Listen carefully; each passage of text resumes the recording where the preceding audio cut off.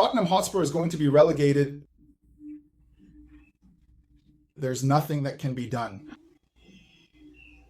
It's unbelievable what these guys have managed to do to this club. That football game was utterly ridiculous and truly pathetic in every sense. A team with no soul, no grit, no shame whatsoever. This is the weakest Tottenham team I can remember. I don't remember any other players, so shameless. That's the reality. What Mick van de Ven did today, that's grounds for dismissal. It's as simple as that. Obviously, it won't actually happen because of the substantial termination fee and the specific legal clause, but it is certainly something that should result in a very heavy fine. But it won't happen because his friend Christian Romero did the same thing against Manchester United. The same thing. And what happened? Nothing. Or do you think Van de Ven will be held accountable tomorrow at Hotspur Way? Nothing is going to happen. An absolutely pathetic team. This coach needs to be fired right now. I'm recording the video right now. The game just ended. And for me, this coach shouldn't even give a press conference. He doesn't even need to give a press conference. It's ridiculous. He's a Thomas Frank 3 times worse. He's a Thomas Frank 3.0. That's the best definition I've seen for this guy. Completely stupid, pathetic decisions. Absolutely pathetic.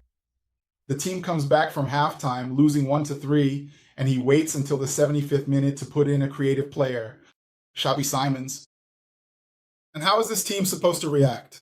With one man down, it's unbelievable. Tottenham is going to get relegated.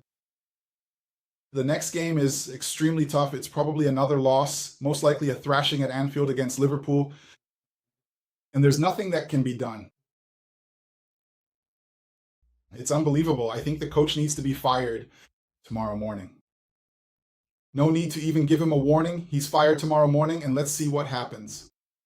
Let's see who they bring in for these last 8 games, because it's desperation. Now, desperation has set in. There's nothing else I can do. Cowardly players, players who hide from the game. What Pedro Porro did. Oh my God. What Pedro Porro did today is humiliating, man. It's humiliating. What a lousy player. What a weak player. What a weak player. Hiding behind the ball. Afraid to touch the ball. You know? Ridiculous, ridiculous. Nothing was saved. Absolutely nothing was saved today. The team started in total panic. The intense fear and the look of terror on the players' faces was very obvious to everyone. And Crystal Palace, if you watch the game without looking at the league table, you'd think Crystal Palace was fighting against relegation here. Tottenham playing, just waiting. They don't press, they don't put pressure on, they don't push Crystal Palace back. And Crystal Palace takes control of the game. They already have the first goal with Sarr, a goal that was ruled out here for offside by just millimeters. And then suddenly that goal seemed to ignite a little something within the team. In this bunch of cowards, which is what these players are. Even the team pushed forward a little. Artie Gray made a beautiful play down the right, an absolutely gorgeous move, got past 2, passed it, and Dominic Solanke scored to make it 1-0. And then what comes next? It is just completely pathetic. Mick van de Ven, after everything he achieved in Bilbao last season, he is now throwing it all away. He's absolutely throwing everything away. There are no words to describe what he does. Because it was a play that obviously would have resulted in a goal for Crystal Palace. And then he trades the chance for the team to equalize and play with 11 men again for a pathetic, childish red card. He was rightly sent off. And then the team plays with 10 men and finishes the game. And even before the end of the first half, Crystal Palace makes it 2-1 and finishes the game. It's ridiculous. The players are discouraged. The fans are discouraged. I seriously believe that Tottenham is going to be relegated. There are no words, man. There are no words, folks. There's not much more to say. It's exhausting. Ridiculous, humiliating, pathetic. But it's not just the players. The bigger problem is that it's not the players. The main ones to blame for this whole situation are the owners. It's Vinay, it's Mr. Johan Lang, who thought that in January there was no need to sign anyone. This bunch of players didn't need to be forced. They are the main ones to blame. And what can you do in this situation? Leave your comment below. What to do in this situation? Welcome to Spurs and Filter. Here, the conversation is straightforward. If you don't want to subscribe, if you don't want to convert, if you don't want to share, I'll understand. I'll understand because it's very tiring. Watching Tottenham Hotspur this season is absolutely humiliating, shameful. What are these players doing? Vicarious. After Miko van de Beek's play, the penalty is awarded. What are the chances of Vicario saving a penalty? Pathetic. Absolutely pathetic. The second half begins. And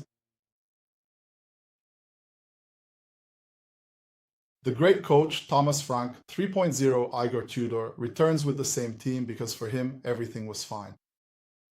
Before halftime, he makes 2 substitutions. He takes out Sousa and brings on Gallagher and Bissouma. He takes out Sousa and Colomwani, brings on Gallagher and Bissouma. But it's a team that creates nothing, absolutely nothing. And then he waits until the 75th minute to bring on Xavi Simons, who in theory should have started the match. Ridiculous, my friends. Ridiculous. Matistel. It's good to remember Matistel on the second goal.